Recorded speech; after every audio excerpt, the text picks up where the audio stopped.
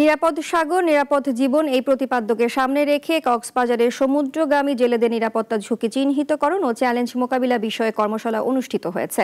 সকালে হোটেল মিশুকের সম্মেলন কক্ষে ওশান সেন্টার্স বাংলাদেশের উদ্যোগে কর্মশালাটি আয়োজন করা হয়। কর্মশালায় সমুদ্রের নানা প্রাকৃতিক ঝুঁকি, নতুন প্রযুক্তির ব্যবহার, মাছ ধরার নৌযানে নিরাপত্তা সরঞ্জাম, আবহাওয়ার পূর্বাভাস গ্রহণ, জরুরি উদ্ধার ব্যবস্থা এবং জেলেদের জীবন জীবিকার সুরক্ষা নিশ্চিতকরণে বিভিন্ন দিক তুলে ধরা হয়।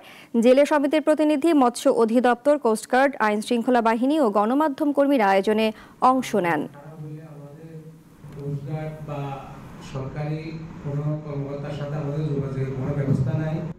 প্রতিটা ট্রলারে জিপিএস মাধ্যমে একটা সফটওয়্যার থাকবে, ওই সফটওয়্যার ওই বোর্ডে লোকসংখ্যা পাওয়া যাবে যে মাঝরির থেকে যে আমাদের পরিস্থিতি খারাপ, আমাদের মিষ্টি নষ্ট হয়েছে বা আপনাদের কোনো করুণা